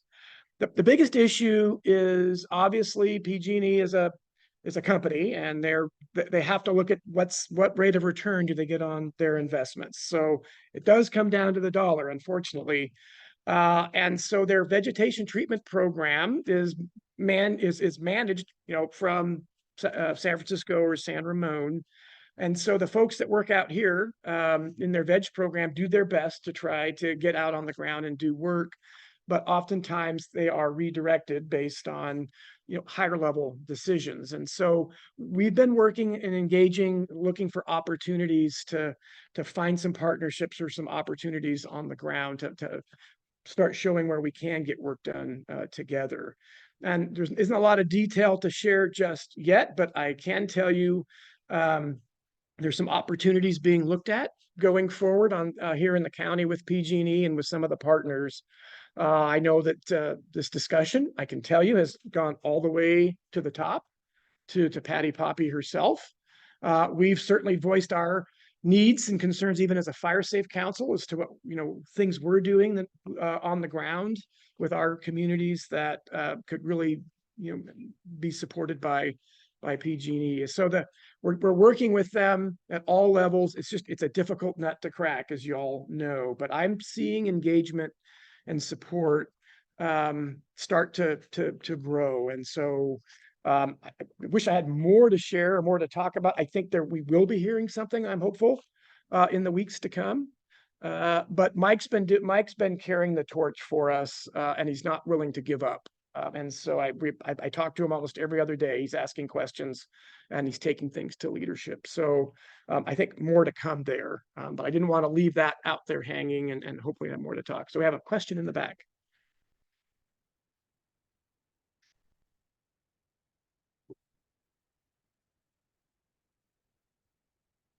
So just a quick update from Sierra Springs. We had PG&E come out to our HOA board meeting, and they have started a real boots on the ground project in our neighborhood.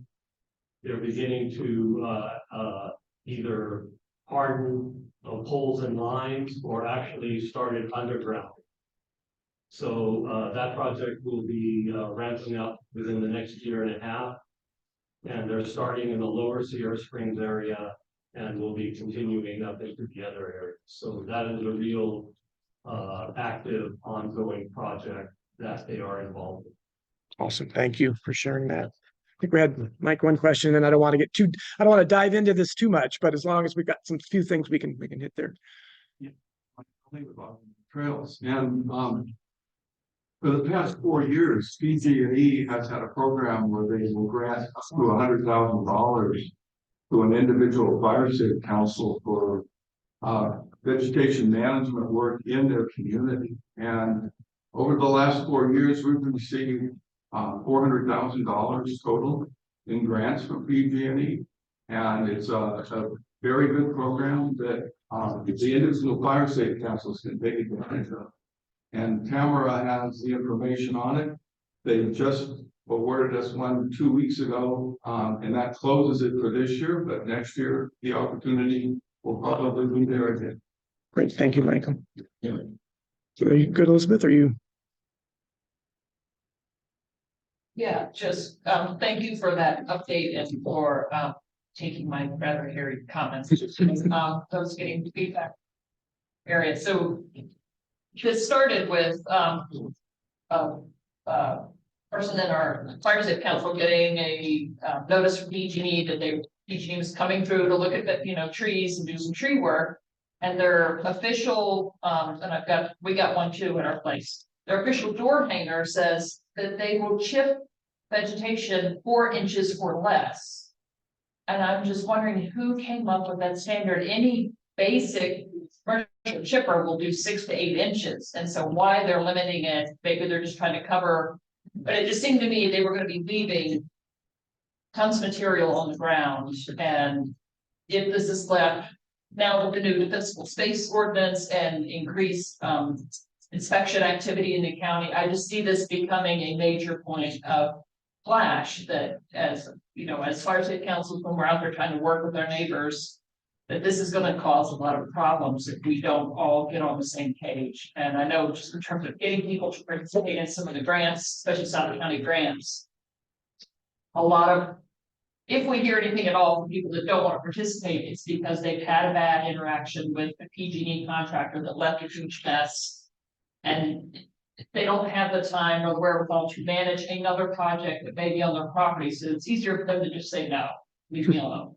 And so working through these issues and getting good outcomes for John Q. Public, I think will make all of our jobs a lot easier. So thank you for engaging in those conversations, and whatever we can do to kind of get everything going in the right direction, I think will help all of us get to our ultimate goals. Thanks, Elizabeth, and keeping that discussion alive is important. So, okay, Chris, I have a comment from Sherry, and then I want to move on because I want to keep us going. But let me take Sherry here. I'll just make it Go real ahead, Sherry. quick. I actually spoke with PG&E. I called and complained about the letter that we've got, because it's just unacceptable for them to be leaving trees 4 inches and more on people's property. They say it's the owner's property, so they can't take it away. But the thing is that a lot of these people are senior citizens. What are they going to do with the wood that's left on their property? We've done a lot of work in our oh shoot, I can't even think today. My goodness, in all of our common areas, and they're dropping trees in our common areas. So they escalated my complaint, and I got to talk to I guess the director of the defensible space. And she told, and so I'll send an email out because I'm getting ready to send it to our POA too. They gave me some phone numbers. They no longer do the form that says, hey, I want you to take my trees, or you can leave the trees. They just leave them. You can actually say, no, I don't want you to do the work at all. And at that point, they'll have somebody come out and talk to the resident and decide what to do moving forward. But anyway, I can put that all in an email and get out to everyone what I was told and who to contact and how to open up a case. Because a lot of our residents are really upset that now they have more work to do to clean up after PG&E when they've already done their defensible space. That would be great, Sherry. That'll help me out. I can take that forward if I have something like that to share. Awesome. So I appreciate it. Thank you. Okay, so Chris, quick comment, and then we'll move on. Quick. You're not the avenue for fire safety councils to talk to PG&E, which is just the point I'm trying to say. You kind of did a good job in representing what you had heard, what was going on. But these comments is the reason why stakeholders are so critically important in coming here to hear the actual individual. And I just wanted to stress that we're always striving to get them here. Correct. Rather than having you be the conduit.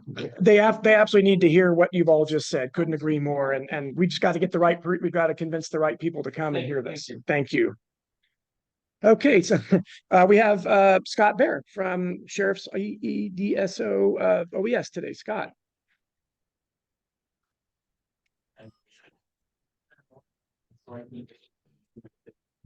But meeting this afternoon to be prepared for.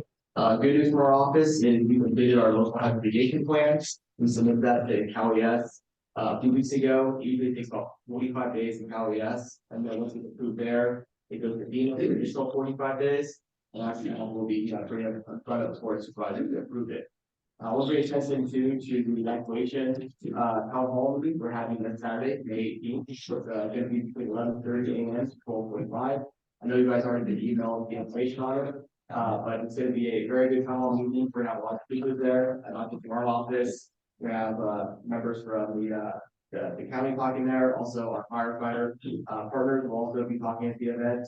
We're even doing a evacuation drill with the Long County Fire Safety Council before that event. We're testing out our Elder County emergency alert system and also our primitive map system.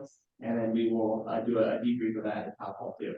So if you have no plans on Saturday, May 18th, please come by the town hall meeting. Thank you. Thanks, Scott.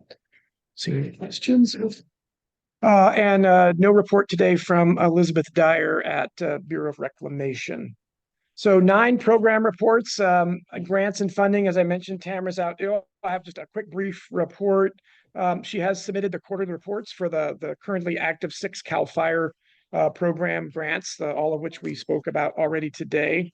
She has, I talked about proposals that have been resubmitted were the hazard tree removal grant to bring it back up to its original amount of $937,000 for program direct application to support landowners, and then some additional funding on top of that at Patrick's recommendation to help us get mitigated negative deck funded so that we can address the CEQA issues to work outside of the 100-foot defensible space zone. The exemptions to work outside of that zone to remove hazard trees, that expired. It's sunset, so we've got to go back through a process to have the environmental clearance to get that done. And so if we're successful in that grant, we will solicit a contractor and help us get the CEQA work done there.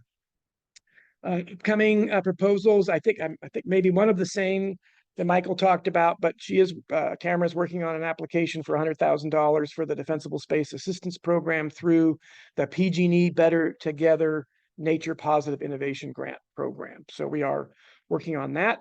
And then unfortunately, it was a bit of a long shot, but we had applied for the U.S. Forest Service Wildfire Defense Grant Program for a total of $6.6 million for our DSpace and hazard tree programs, but we were notified that we did not get funded for that. But we will keep trying and continue to work. Again, Tamara's been involved in a whole bunch of other pieces in this too, and I'm hoping she's feeling better soon. But that's the grants report. I think we've talked a lot about grants already today. So 9B assistance programs. Again, we've talked about some of these, but I'll just turn it over to Jessica for a quick update on the status of our 3 assistance programs. Hello, everyone. All right, so for our chipping program, I'm just going to go over our year-to-date numbers, and then I'm going to share a few comments about community events that I think some people are getting confused on. For the year of 2024, we have completed 118 jobs. which is roughly 224 acres cleared. 21,510 cubic yards have been chipped, and we have spent $57,142. I've been working with a lot of you on community events, and I think a lot of you have just been kind of pulling the gun on wanting to host one without your community actually being ready. I have scheduled quite a few community events and nobody from their community has applied. So I wanted to kind of go over the general basis of how they're operated. If you do not have at least 5 applications from your community ready to be chipped, we can't schedule a community event. I'll have to cancel it and I'll have to put the 1 or 2 that I do receive back into the queue to be serviced for in chronological order. It's just something for the contractors to have sort of an incentive, since we are requesting for them to be at a designated area for that specific day and or week. So in order to do that, we need to have more than 5 applications. If you have any other questions about that, you're welcome to talk to me after the meeting. In terms of our hazardous tree program, we have assessed 51 new parcels, completed 118, identified 121 new trees, cut 293, and we've spent $301,879.25. And finally, our defensible space program. I know we kind of went over it. Just to kind of give you guys some numbers, the money that we were given allocated for us to complete about 75 jobs. So I have assigned those 75 jobs out, and they were in chronological order from the people who requested it 6 months ago. They're being serviced first. With that being said, I still have 70 within our queue. So, you know, thankfully, we're going to get about half of what we have done. I have spoke to all our contractors just to give you kind of a time look. And I have kind of incentivized them that the ones who complete it faster will get assigned more. So they want to get them done. They want to get them pushed out. As they're coming in, I'm going to be assigning them as fast as possible. We're trying to get these 75 jobs done before the end of June. So that's about a month and a half to spend the 125,000. If we can keep on that kind of tempo, we can fulfill the 500,000 before the end of the year. Our contractors are aware of the money we have and the goals we have to meet. Our evaluators are on top of it. They're trying to get a minimum of 10 evaluations done a week. Other than that, it's just a matter of time, but we are working together to get it done so we can have the funds expended and not have any repercussions. So if anybody else has any more questions, I'm opening it up. Great. Thank you, Jessica. Well, Chris is satisfied. Great. Next up, Hugh, anything that on training that we haven't already covered? No, no, nothing other than I did mention earlier, and I just want to reiterate, I mean, the issue of our defensible space training class perhaps this year. We still don't have a date for that because, as you know, we did the survey. We have the results back. We'll be reviewing that on the 21st. And hopefully from that, we'll probably have to make some changes to some of the things we do within our training program. And once we have that done, then I think we can schedule that. We'll see where we are when we get that done. The other thing that I wanted to mention earlier that I forgot was just, it's not a big deal, but I just want to let you know that the draft, we're looking at a draft of our next workbook. I want that by the 20th of this month so that we can start looking at that and hopefully get that done and have it printed for the fair. So while we don't have any of those left to give out, they're all gone. We are looking at a new batch of an updated book. All right, well, that segued right into education and outreach. So we will turn it over to Alice.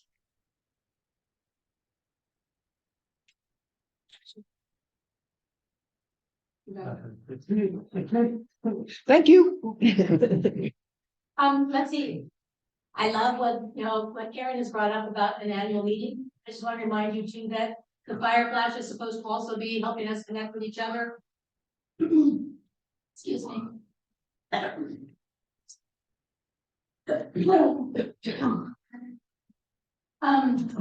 not. Check back the rest. Wait. So anyway, I appreciate people who respond when I ask them to, give me more information on some of their events. So we always on the end of the fire flash, there's talk about, something that other fire safety councils have been doing. So it's kind of a nice way to keep that going. If you've done something special or kind of cool, let me know and I'll put it in the fire flash. Thank you. The next issue will be coming out soon. It's in the process of revision, but hopefully it'll be fairly soon. Then the other thing I wanted to bring up was the fair. We will not be meeting again until after the fair, I'm pretty sure. And so that's going to be June 13th, 14th, 15th, and 16th. I've got a sign up sheet in back. We're going to need about 16 volunteers total. The shifts are between 3 or 4 hours, most of 3 hours. There's always a special need on Father's Day, Sunday. If people are willing to do Sunday, that's great. But we'd love to get more fire safety council involved. People who do it really do enjoy it. So we just need to take one slot, and it's a great way to engage with people. We also find out if there are people out there who don't know about your fire safety council and fire safety council. So that's all I have to say. Thanks, Alice. And again, thanks for leading the charge on those. Governance and new council formation. Karen, anything addition from what we've already discussed? No. Okay, that's thank you. Item 10, project reports. Again, I always turn to David and Chris sort of for tag teaming these items. So, on biomass, this is what relates to so I am the Sierra Club's charter signing for the SOFAR collaborative group. The Sierra Club just this past weekend went through everything's religious and political these days. So basically, there was a push to eliminate all biomass, no matter what, even with kind of without. Some of my allies, fortunately, are also firefighters and things like that. They have some common sense. So that would have really cut me off as far as being able to advocate for even small projects like the Black Hawk Monument School District. The Sierra Club actually signed as a sponsor for that Black Hawk Monument School District. Because I didn't achieve that. So anyway, I'm a big believer or even a problem my capital. Then it'll be for small projects. They don't want those that want the forestry to dribble to a feedstock for just making more biomass plants. Well, that's not going to happen. I needed to take enough vegetation out that we can have prescribed fire when we lose vegetation. So that's going on. I want in particular Chris to know that our next biomass meeting should be June 27th at 11 o'clock by Zoom.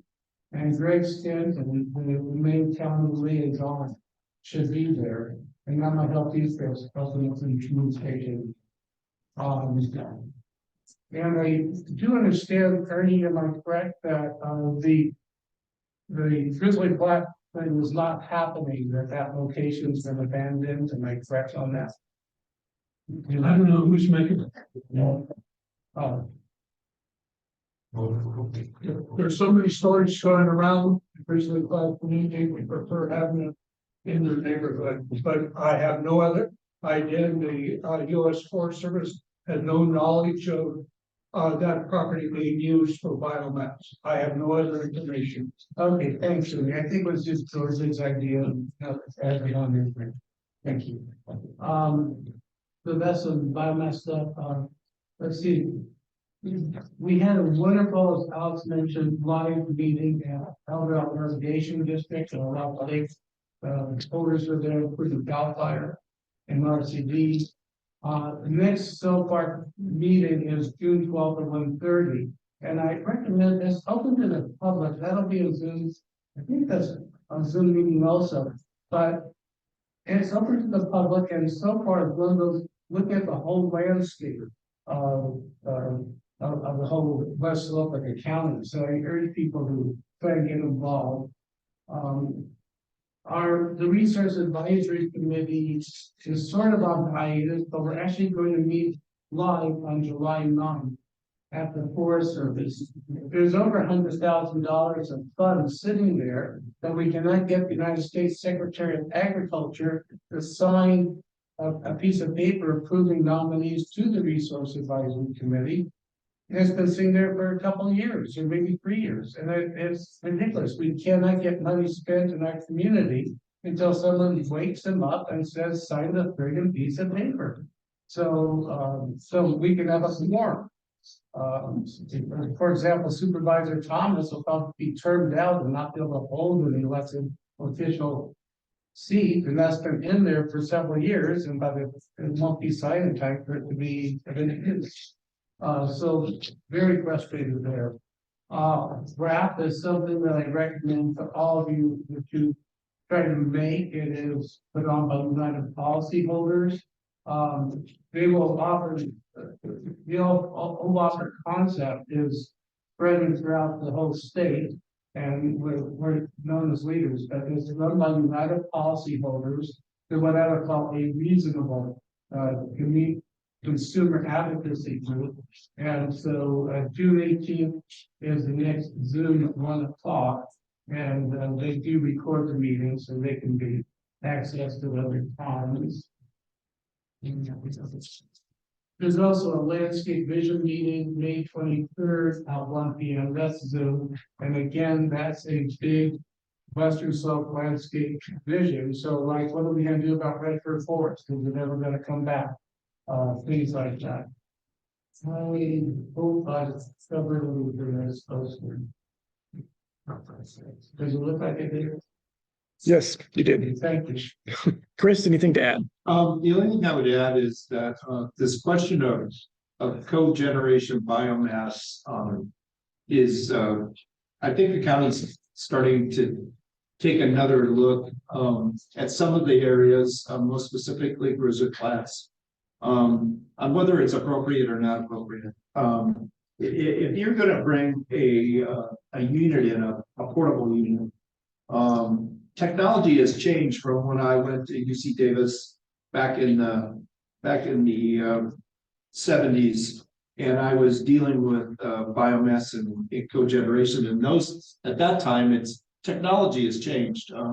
It's not the same approach. It's evolved.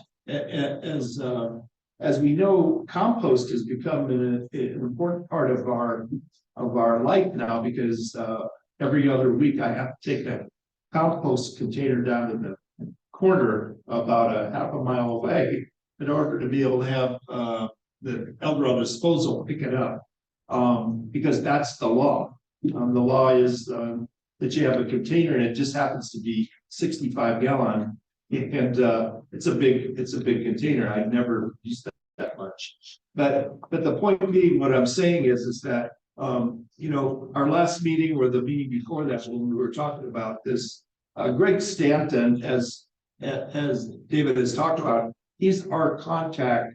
He's the county person who keeps track of these. And for the last 2 months, I've asked him for his report, which I pass on to you. And there's been nothing additional added. So as Ernie has commented about his community and not hearing, I'm not hearing anything either. And I'm well connected and should be hearing things. So just wanted to let you know it's kind of, we're in a place right now that hopefully we can evolve through this. And do you know anything more? I don't. Okay. Yep. All right, thank you. Thank you. Thank both you and David for the updates on that. Okay, item 11, community council reports, a chance for everybody to share what's going on out in your councils. Angel, you raise your hand. Let's get Angel a microphone, please.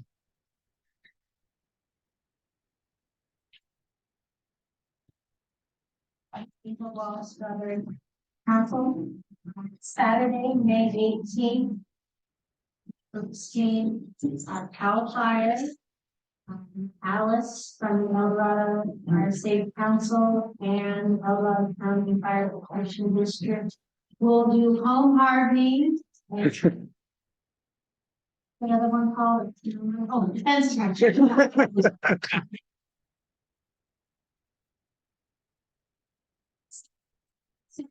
Slammed with shipping. Several days, several weeks. And in the fall, we would celebrate all of our massive successes, so we could fill out our fireflies. This is an item that I've been working on for about the last year that I'm really proud of, and I want to share and thank EID. So Strawberry has 14 pipe standard valves with fire hoses and nozzles that we could use as a community in the event of fire. Some of the parts have been removed, taken, lost, whatever. And the bottom line is, my husband Greg found 4 valves on Craigslist. We went out and bought them, and EID installed them this last week for us. So we no longer need the adapters or the special equipment. We just hook our hose up and we're ready to go. So it's a shout out to EID because they were the ones that said they would do it. I was so thank you. Thanks, Angel. All right. I just want to say how fortunate you get these. It's meant to be. Just in a nutshell, we couldn't find these anywhere. And several people were involved, experts in the field, honestly, and we couldn't get them. And it's a fluke. I was looking at various ads on Craigslist for firemen. And at the end, there's a lot of miscellaneous stuff, like wood splitters or this or that. And those 4 valves showed that. And I looked at them, and the rest is history. I don't want to belabor the meeting, but I think, thanks so much up there for. Thank you. Thank you, Craig. Thank you both. Janet had her hand up next. Janet. Microphone. Have the mic. There you go. Janet Barron, on behalf of Ockham Fair Play, Fire Safe Council, tonight is our regular monthly meeting, and at our meeting, we will be having Chief Dave Witt from Pioneer Fire, Assistant Chief Chad Gaines from CAL FIRE, and Greg Almost from the Sheriff's Office coming to speak to us about the upcoming fire season and being fire prepared. So if any of you are interested, please, we have a Zoom link to that Ken sent out yesterday or the day before. Please don't hesitate to log in and join us for that. All right. Thank you, Janet. Let's go to Ernie. And I got you coming up next, Karen. Ernie Laurie, Grizzly Flat Fire Safe Council. In a 1-week period, we handed out over 2,000 compostable green waste bags because of the advertisements we did. The Team Rubicon had completed 4 weeks of hazardous tree removal and defensible space work in the Grizzly Flat community as well as the Ockham Fair Play area. Great. Thank you, Ernie. Karen.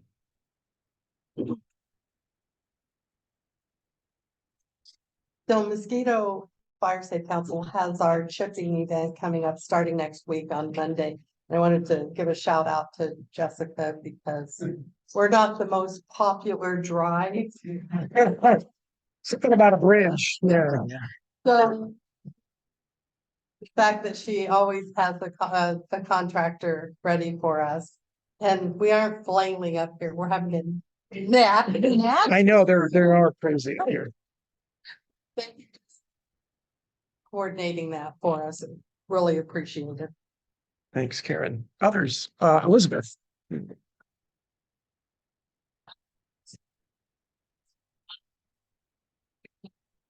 Stay this Friday, Saturday at Corning Canyon, so we'll be at the park actually right across the river from Audidale. So we're encouraging people anywhere in the area of rain, there's stuff on down at Fort Dumpster.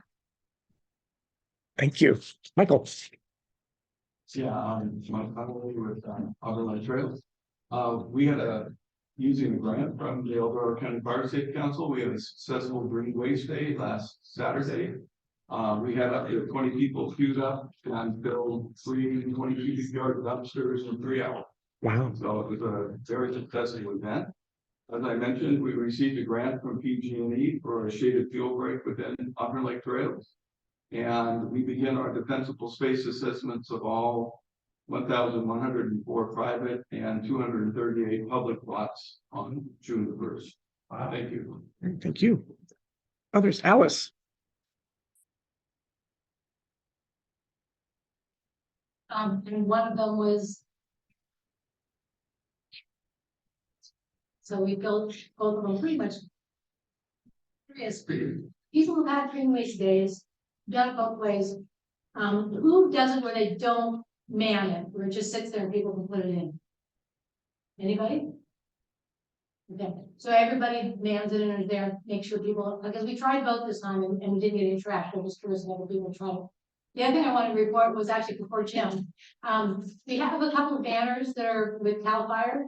And they put them up, it looks really nice out there. You guys can keep them until somebody else wants them, but the idea originally was that people could use these in your community for say a month or so.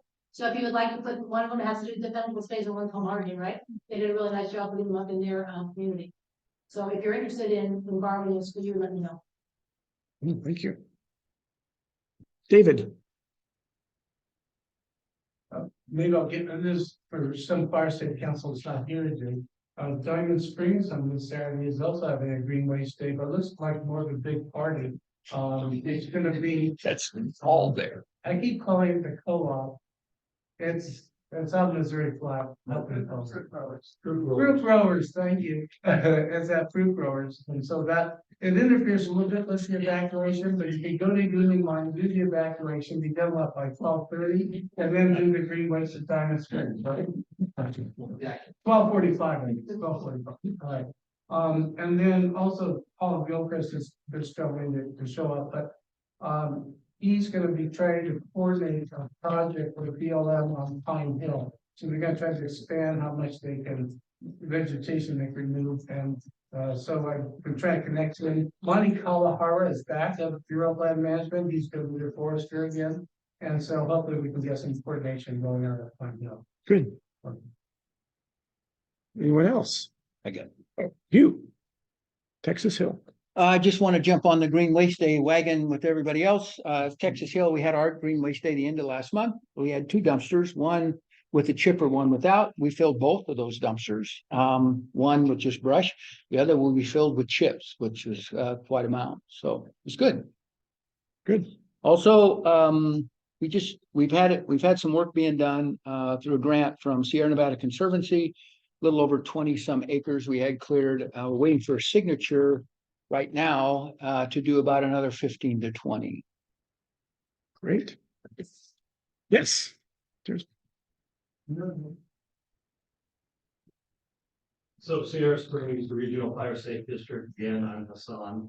We also had a Green Waste Day right on that weekend when we had a driving rainstorm.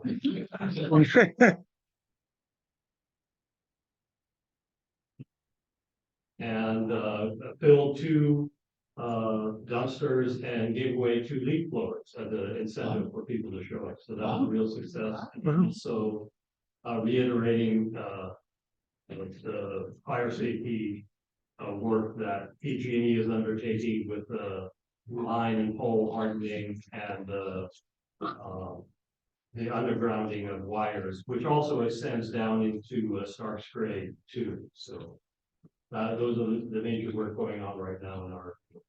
Great, thank you, Hassan. Right, okay, others, last chance. Okay, nothing online. Great, thank you. There's just a ton going on this weekend and we were all engaged. Okay, public comment, anything not already covered by Fire Safe Councils under public comment? Okay, not seeing any additional comment. Good of the order, our next Fire Safe Council meeting is June 19th. Remember, 1 o'clock, if you're interested here for discussion on CWPP. 1 o'clock, also at the sheriff's office is also the disaster council meeting today. So there's, again, dividing and conquer and get to different places, a lot happening. And again, this weekend, don't forget the evacuation drill and the Diamond Springs fire workshop going on. Again, thank you all. Have a great day and weekend. Meeting's adjourned. A big question.